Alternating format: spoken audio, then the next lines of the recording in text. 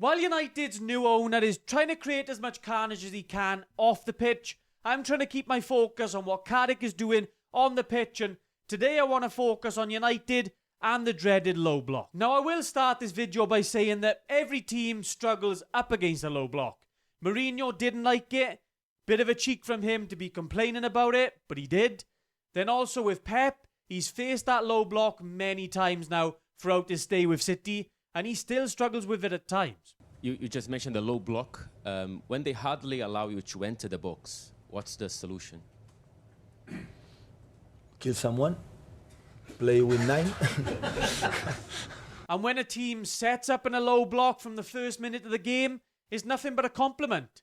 Teams haven't felt the need to set up in these low blocks against United for quite some time. Under Amorim, United's attack did improve, but only under certain conditions.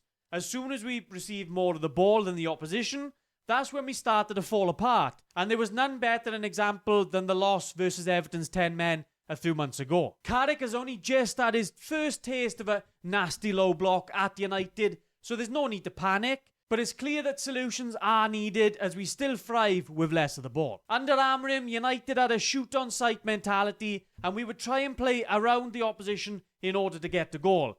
It left us often taking low-quality shots and relying on crosses from far out as our main chance creation. It's clear that Carrick is trying to focus more on that central progression, and while it has worked largely, there are still some teething issues, but they are to be expected. He's only had a few weeks in charge so far. And you add into that the fact that Nuno did set his West Ham team in a very good low block, blocking off the centre of the pitch, forcing United out wide, and United simply lacked solutions for it. United under Carrick have done well to attack the open spaces in order to push the opposition back and gain territory. But once we have that territory then, we're struggling to really create many quality chances. There's many reasons for this, and I'm going to look at quite a few in the video today. But number one for me is United being a little bit reluctant sometimes to really attack the pockets, instead taking the safer pass. This is a prime example of it in that West Ham game, just 10 minutes to go in that game. Luke Shaw, instead of playing it into the pocket to Xerxes where he can have a run on the West Ham centre-backs, him alongside Seshko, instead Luke Shaw passes it out wide. Yes, and Mbuemo's in a decent position himself, but he's still quite far from the West Ham box and is just a little bit of a safer option. This is another example here where Martinez, he plays the riskier pass into that midfield area.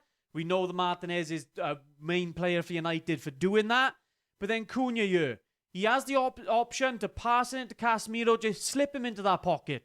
But instead, United end up going backwards. So West Ham can reset then, and then United, you lose that dangerous opportunity.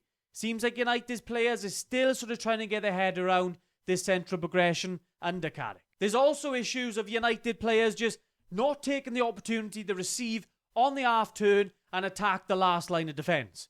This time around it's Luke Shaw. Ball goes out to him from Mbuemo. Luke Shaw, instead of receiving on the half turn, really having a go at West Ham's back line. Obviously Mbuemo's making the run as well, so you can use that run of Mbuemo to really try and attack that West Ham fullback. Instead of doing that, Luke Shaw takes a safe option of passing it backwards. There was a common theme that kept popping up when I was researching the video, and it was that Luke Shaw was a lot of the time involved in United's most dangerous moments without actually doing a lot with it then in the end. Teams know the United are very right side heavy at times and they can play against that. So teams are allowing Luke Shaw to have the ball. It's not just a Luke Shaw issue. United have to do a lot more from the left-hand side. But obviously United are going to be looking now at new options on the left-hand side to obviously improve in that area in the summer as well. But there also still seems to be far too much of a reliance on Bruno Fernandes from open play. Every other United attacker, you're talking Ahmad, Mbuemo and Cunha, they're very dribble-first players. They're not taking that creative burden off of Bruno Fernandes, and that's still hurting United. In that Burnley game, Bruno Fernandes plays that ball lovely into Seshko. It gets United in front in that game. Up against Fulham, Luke Shaw makes a very good run in order to get in a little pocket of space, receives that ball. Seshko then is on his bike. You'd like to think that if Bruno Fernandes was to receive this ball, he wouldn't be playing that safer pass out wide. You can see how visibly frustrated Seshko is. It's one of the reasons why I'm obviously quite keen on Seshko. He makes these very good runs, but there's far too often the United players are just not picking him out. Again, it's not just an issue with Luke Shaw. It happens with United's attackers as well, as the ball goes out to Ahmad in this occasion against West Ham. Dalot was making a very, very good run, and he could easily slip him in beyond that West Ham fullback. But instead, decides to stop and play the ball back to Bruno Fernandes. Again, it just allows West Ham to get back into that very solid defensive shape. So you're just not taking that opportunity to really attack him with a very dangerous pass. And then when the ball does go out wide, United are often far too slow with it. Our wide players lack the urgency, and they don't really go at their man 1v1 all that often. There's not enough overlapping or underlapping runs to really facilitate those 1v1s either, but largely just ends up in United recycling the play a lot of the time. In this example here, you've got Mbeumo and Ahmad, two very good wingers in their own right on United's right-hand side here. 2v2 up against West Ham. And there's just not a lot of urgency about them. Mbeumo squares up his opposition player, but doesn't really do an awful lot with it. He plays the ball out to Ahmad, and Ahmad decides just to pass the ball back into Dalot. And this happens far too often for United out wide, and it's why, especially in this West Ham game, I was expecting a lot more from the likes of Mbeumo, Ahmad and Cunha, and I never really got it. And then lastly, our box occupation also does need to improve.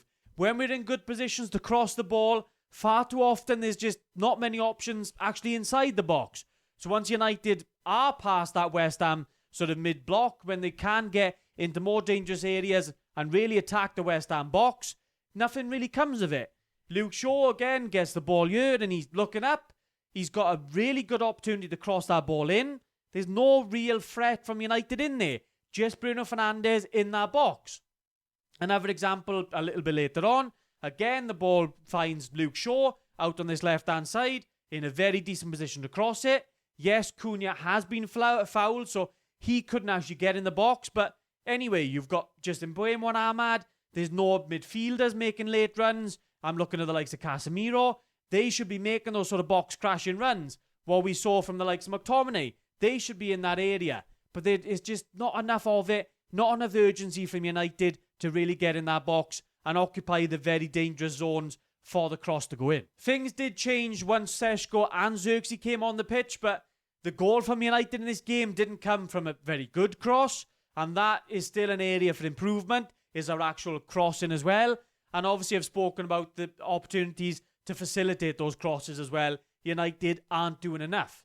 So there are plenty of issues now for Carrick to sort out. But that is expected. He hasn't been in charge for a long space of time at all. We've got some time on the training pitch now this season, so you'd expect in some of these issues to be resolved. But then also the fact that United, we know we have some holes in this squad. I've spoken about the lack of a left winger really in this game. I've spoken about obviously the reliance on Luke Shaw this season as well. It's clear that United need a revamp on that left-hand side. But you add into the fact that in the West Ham game, we lacked any depth in our attackers. There was no real senior options apart from the strikers to really come on and change the game. So you're relying solely then on Cunha, Ahmad and Mbeumo to really do something. If they're having an off game, it spells trouble for us. You're looking at the midfield areas as well. There's not a lot of fresh stuff to come into this midfield. So you're relying again largely on Mino and Casemiro. So we're just lacking options all round. If we can sort out some of the squad issues in the summer and then add in some better attacking intent in the final third as well, then I think United might just be onto something. We might struggle still with a low block at times because even the best teams in world football do. But remember, with a low block, if you're going to be facing it more often than not, that is a compliment rather than an insult. Let me know what you guys think about United's attacking troubles down in the comments down below. As always, guys, drop a like if you enjoyed, subscribe if you're new around here, and I'll catch you in the next one.